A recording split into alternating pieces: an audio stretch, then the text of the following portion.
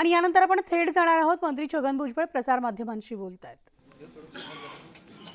आणि एक रौद्र स्वरूप जे आहे या चळवळीला धारण करण्याचा प्रयत्न जो आहे करण्यात आला. यापूर्वी सुद्धा 58 मराठा समाजाचे मोर्चे निघाले होते. सगळ्यांनी त्याला पाठिंबा दिला. आम्ही सुद्धा म्हटलं ठीक आहे, त्यांचा प्रश्न आहे तो आपल्याला सोडवायला पाहिजे. आणि त्याप्रमाणे काही आपण बिलं तयार केली, ऍक्ट तयार केले, कायदे तयार केले. कुठे ते अडचण निर्माण झाली, पण त्याचा अर्थ असा नाही की ताबडतोब जे आहे हे घरं पेटवावेत. एक लक्षात घ्या की ओबीसी आरक्षण मिळायला सुद्धा काही वर्ष 2 वर्षात नाही मिळालं. ते पंडित नेहरूंच्या काळापासून प्रयत्न सुरू होते ते व्ही.पी. सिंग साहेबांपर्यंत. त्याच्यानंतर सुद्धा ते सुप्रीम कोर्टात अडकलं. तर एवढे जे 45, 40, 50 वर्ष जे आहेत आम्हाला, आणि अजूनही लढावं लागतंय. सहजासहजी नाही मिळालं. त्यामुळे तर ठीक आहे की आता तुम्ही काही 5-7 वर्ष 10 वर्षामध्ये काय प्रयत्न करतात, हे प्रयत्न करत राहिले पाहिजे. कुठेतरी मार्ग निघेल. पण याचा अर्थ असा नाही की तुम्ही लोकांची घरं पेटवाल आणि एक प्रकारचं जे आहे असं स्वरूप धारण करावं की राज्यामध्ये की आता जर दिलं नाही तर अख्खं राज्य पेटवून टाकू आणि लोकांना घाबरवून सोडू. हे बरोबर नाही ना. त्याच्यामुळे जे आहे की या राज्यामध्ये इतर समाजाचे लोक सुद्धा मोठ्या प्रमाणावर आहे. मराठा समाजातील लोकांना सुद्धा हे मान्य नाही आहे. मराठा समाजाचे लोक सुद्धा म्हणतात की आम्हाला वेगळं आरक्षण द्या. मराठा समाजाचे सगळे लोक म्हणत नाही की आम्हाला ओबीसी मध्येच आरक्षण द्या. परंतु ज्यांचा अभ्यास नाही असे काही नेते निर्माण झालेले आहेत, ज्यांना आरक्षण कशासाठी आहे हे कळत नाही, ज्यांना असं वाटतं की आरक्षण हा गरिबी हटावचा कार्यक्रम आहे, ज्यांना असं वाटतं की उद्या आरक्षण मिळालं तर 100% आपल्या मुलांना ज्या नोकऱ्या फटाफट लागल्याच 1 महिन्याच्या आत. असं नाही हो. काय हे ज्यांना समजत नाही ते हे अशा विषयावर जे आहे रान पेटवत आहेत. आंदोलनाबद्दल आमचं काही म्हणणं, आंदोलन करायला पाहिजे, ते करतच असतात सगळे समाज, पण कायदा हातात घेऊन नाही. आणि त्यासाठी त्यांचं म्हणणं आहे की आम्हाला पाहिजे आहे, आमचं म्हणणं आहे की आमचं शाबूत ठेवा. आमचं मागणं दुसरं काय नाही. आम्ही फक्त आमचं शाबूत ठेवा एवढं सांगतो. एक मुद्दा याच्यात असा उपस्थित होतोय की तुम्ही ही सगळी जे मेळावे घेताय तर त्या मेळाव्यामध्ये जे राजकारणातले नामांकित लोक आहेत ते मेळाव्यापासून लांब राहत आहेत. म्हणजे त्याच्यात पंकजा मुंडेंचं नाव आहे, त्यांच्यात धनंजय मुंडेंचं नाव आहे, किंवा इतर काही राजकीय लोक आहेत. त्यांना असं वाटतं की तुमच्या मेळाव्यात जर आलं तर आपलं राजकीय नुकसान होईल की काय, त्यामुळे ते तुमच्यापासून बऱ्याचदा मेळाव्यात अंतर ठेवतात. मला काय माहिती नाही त्यांना काय वाटतं, तुम्ही सांगितलं असं असू शकेल. परंतु त्याचा दुसरा पण भाग आहे की ओबीसी मेळाव्याला जो विरोध करत असतील किंवा ओबीसी विरोधातील मेळाव्यांना जे जास्त सपोर्ट करत असतील त्यांचं सुद्धा राजकीय नुकसान ओबीसी करू शकतात. पण मग दुहेरी भाग आहे तो. आता कुणाला काय आवडतंय, कोणाचं काय कॅल्क्युलेशन आहे ते बघतील. पण एकीकडे ते सावध पवित्रा घेतात आणि तुम्ही मात्र थेट हा सगळा विषय अंगावरती घेतलेला आहे. तर तुम्हाला राजकीय त्यांना नको, कारण मी 35 वर्ष लढतोय काय, आणि मला माझ्या राजकीय भविष्याची पर्वा नाही आहे. मला माझ्या मंत्रिपदाची पर्वा नाही, माझ्या आमदारकीची पर्वा नाही, राजकारणात पुढे काय होईल मला याची काही पर्वा नाही. ज्यांना त्याची फार काळजी वाटते ते त्याचा विचार करत असते. मग प्रश्न असा निर्माण होतो की मग तुम्ही हे नुकसान करून घ्यायला का तयार होताय? नाही, मला हौस आहे म्हणून. मला झोप येत नाही नुकसान करून घेतल्याशिवाय. 54% लोक या देशातले काही ठिकाणी 63% लोक आहेत. त्याच्यामध्ये डोंबारी आहे, त्याच्यामध्ये रामोशी आहे, त्याच्यामध्ये लहान लहान वासुदेव आहेत, अमुक आहे, मर्यायवाले आहेत, पालीवाल. त्यांना अजून घरंदारं नाही मिळाली, त्यांची पोरं अजून शाळेत शिक्षणाला जाऊ शकत नाही आहेत. अशा सगळ्या अडचणीतून हा देश चाललाय.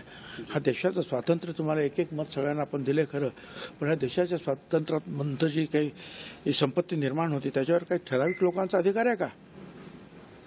त्याच्यावर सगळ्यांचा अधिकार आहे. तो सगळ्यांचा अधिकार आहे. शेवटच्या माणसापर्यंत त्याचा अधिकार आहे. हा देश सगळ्यांचा आहे, मालक सगळे आहेत.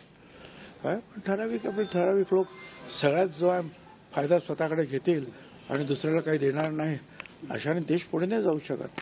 मोदी साहेब सुद्धा सांगतात सबका साथ सबका विकास. सबका विकास मीन्स जो रस्त्यावरचा आहे, झोपडपट्टीतला आहे, ज्याला घरदार नाही, शिक्षणाचा पत्ता नाही, त्याचा सुद्धा विकास. आणि त्याचा विकास हा पहिला बघितला पाहिजे, नंतर बाकीच्यांचा विकास.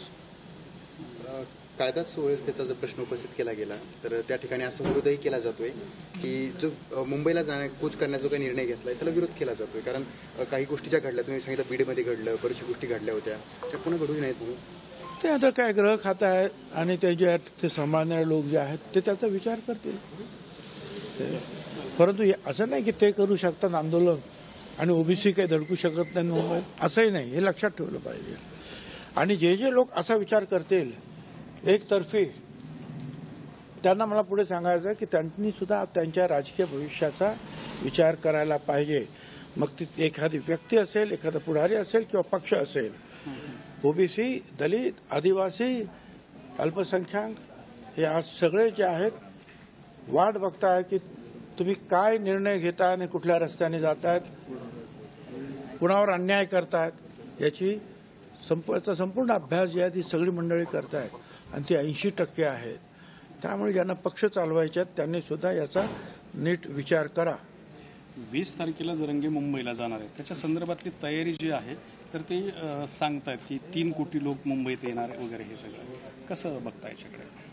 आता मला सांगा, 54% ओबीसी, 20% दलित, आदिवासी, 74%, 3% ब्राह्मण तर नक्की, 74 ते 77%. मग जैन आहेत, शीख आहेत, अमुक आहेत, तमुक आहेत. किती टक्के झाले? 80%. राहिले किती? 20%. आता जर 12 कोटी जर लोकसंख्या असेल दोनच, तर 20% म्हणजे किती झाले? 2.5 कोटी. 2.5 कोटी झाले. त्याच्यामध्ये अर्धे कुणबी आहेत की नाही, ते पण ओबीसी, म्हणजे किती झाले? 1.25 कोटी. आणि हे सगळे 1.25 कोटी लोक जे आहेत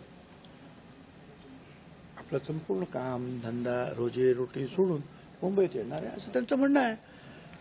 त्याचं बघू 3 कोटी येत आहेत का 3 लाख येत आहेत ते समजेल. आता पण कायदा सुव्यवस्थेचा प्रश्न निर्माण होईल काय? ते बघतील ना, डिपार्टमेंट आहे ते पाहायला, खातं आहे ते पाहायला, ते पाहतील काय करायचं त्याचं.